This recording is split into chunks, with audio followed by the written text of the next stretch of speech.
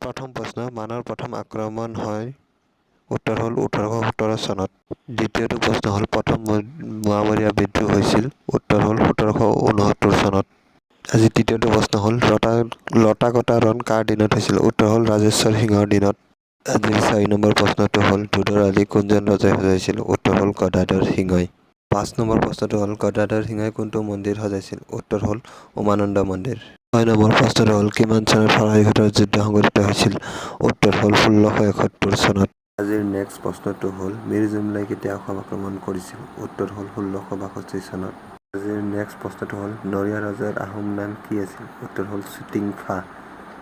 আজিৰ 9 নম্বৰ প্ৰশ্নটো হ'ল মূলা গাভৰু কাৰ পত্নী আছিল উত্তৰ হ'ল ফ্ৰান্সেংবুং বৰগোহাঁই 9 নম্বৰ প্ৰশ্নটো হ'ল পাত্ৰগোহাঁই পদৰ সৃষ্টি কোনে কৰিছিল উত্তৰ হ'ল চুহুংমুহুং 11 নম্বৰ প্ৰশ্নটো হ'ল কাফাৰ কিমান চনত মৃত্যু হৈছিল উত্তৰটো হ'ল 1268 নেক্সট প্ৰশ্নটো হ'ল কামৰূপত পাল বংশৰ প্ৰতিষ্ঠা কোনে কৰিছিল উত্তৰ হ'ল ব্ৰহ্মপাল 13 নম্বৰ প্ৰশ্নটো হ'ল শালস্তম্ভ বংশৰ প্ৰতিষ্ঠা কোনে কৰিছিল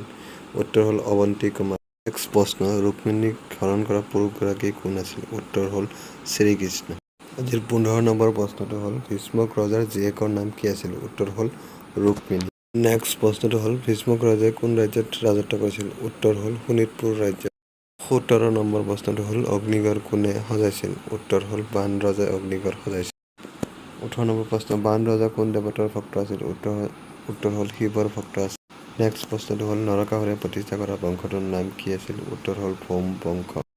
নেক্সট প্ৰশ্ন হ'ল প্ৰাগজ্যোতিষ ৰাজ্যৰ প্ৰথম ৰজা কোন আছিল উত্তৰ হ'ল মহিৰংগ দানৱ নেক্সট প্ৰশ্নটো হ'ল বৰ্মন বংশ কোনে প্ৰতিষ্ঠা কৰিছিল উত্তৰ হ'ল পুষ্য বৰ্মনে বৰ্মন বংশৰ প্ৰতিষ্ঠা প্ৰশ্নটো হ'ল গুপ্ত বংশৰ প্ৰতিষ্ঠা কোনে কৰিছিল উত্তৰ হ'ল শ্ৰীগুপ্ত আজিৰ নেক্সট প্ৰশ্নটো হ'ল সম্ৰাট অশোকে প্ৰচাৰ কৰা ধৰ্মটোৰ নাম কি আছিল উত্তৰ হ'ল বৌদ্ধ ধৰ্ম নেক্সট প্ৰশ্নটো হ'ল কলিংগৰ যুদ্ধ কৰা মৌৰ্য সম্ৰাটগৰাকীৰ নাম কি আছিল উত্তৰ হ'ল সম্ৰাট অশোক নেক্সট প্ৰশ্ন মৌৰ্য বংশৰ সৰ্বশ্ৰেষ্ঠ ৰজাজনৰ নাম কি উত্তৰ হ'ল চন্দ্ৰগুপ্ত মৌৰ্য নেক্সট প্ৰশ্ন অৰ্থশাস্ত্ৰ নামৰ গ্ৰন্থখনৰ ৰচক কোন উত্তৰ হ'ল কৌটিল্য ওৰফে চাণক্য নেক্সট প্ৰশ্নটো হ'ল ইণ্ডিকা নামৰ গ্ৰন্থখনৰ ৰচক কোন উত্তৰ হ'ল মেগাস্থেনিছ নেক্সট প্ৰশ্ন হ'ল মৌৰ্য সাম্ৰাজ্য প্ৰতিষ্ঠা কোন চনত হৈছিল উত্তৰ হ'ল 321 খ্ৰীষ্টপূৰ্বত নেক্সট প্ৰশ্ন হ'ল মৌৰ্য বংশ কোনে প্ৰতিষ্ঠা কৰিছিল উত্তৰ হ'ল চন্দ্ৰগুপ্ত মৌৰ্যই নেক্সট প্ৰশ্ন ঋকখান উৎসৱ কোন জনগোষ্ঠীৰ লোকে পালন কৰে উত্তৰ হ'ল আহোমসকলে নেক্সট প্ৰশ্ন হ'ল প্লেংটি ওৱান নামৰ গ্ৰন্থখন কোনে লিখিছিল উত্তৰ হ'ল চাইনা নেহৱালে নেক্সট প্ৰশ্নটো হ'ল কোনজন চুতীয়া ৰজাৰ দিনত চুতীয়া ৰাজ্যখন পতন হয় উত্তৰ হ'ল নীতিপালৰ দিন নেক্সট প্ৰশ্ন হ'ল ইয়াণ্ডাবু সন্ধি কেতিয়া স্বাক্ষৰিত হৈছিল উত্তৰ হ'ল 1826 খ্ৰীষ্টাব্দত প্ৰশ্ন হ'ল কছাৰীসকলৰ প্ৰথম ৰাজধানী ক'ত আছিল উত্তৰ হ'ল ডিমাপুৰ নেক্সট প্ৰশ্ন অসমৰ ইণ্টাৰনেল চিটি অফ ৰোমাঞ্চ বুলি কোনখন নগৰক জনা যায় উত্তৰ হ'ল তেজপুৰ নগৰ নেক্সট প্ৰশ্ন হ'ল অসমৰ প্ৰথমটো ছপাশলা মিছনেৰীসকলে ক'ত স্থাপন কৰিছিল উত্তৰ হ'ল শিৱসাগৰত নেক্সট প্ৰশ্ন অসম সাহিত্য সভা 2020 বৰ্ষৰ অধিৱেশন ক'ত অনুষ্ঠিত হৈছিল উত্তৰ হ'ল শুৱালকুছিত প্ৰশ্ন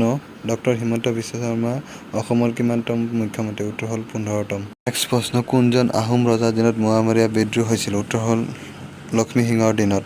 প্ৰশ্ন অসমৰ প্ৰথম চিকিৎসা মহাবিদ্যালয়খনৰ নাম কি উত্তৰ হ'ল অসম চিকিৎসা মহাবিদ্যালয় নেক্সট প্ৰশ্ন গুৱাহাটী চিকিৎসা মহাবিদ্যালয়খন গুৱাহাটীৰ কোনখন পাহাৰত অৱস্থিত উত্তৰ হ'ল নৰকাসুৰ পাহাৰত নেক্সট প্ৰশ্ন হ'ল শ্ৰীমন্ত শংকৰদেৱ বিজ্ঞান বিশ্ববিদ্যালয়খন কোন চনত স্থাপন কৰা হৈছিল উত্তৰ হ'ল 2009 চনত নেক্সট প্ৰশ্ন হ'ল ভোগেশ্বৰ বৰুৱাৰ জন্ম কোন ঠাইত হৈছিল উত্তৰ হ'ল শিৱসাগৰত আজি আমাৰ শেষৰটো প্ৰশ্ন হ'ল অসমৰ দ্বিতীয়খন চিকিৎসা মহাবিদ্যালয়খনৰ নাম কি উত্তৰ হ'ল গুৱাহাটী চিকিৎসা মহাবিদ্যালয়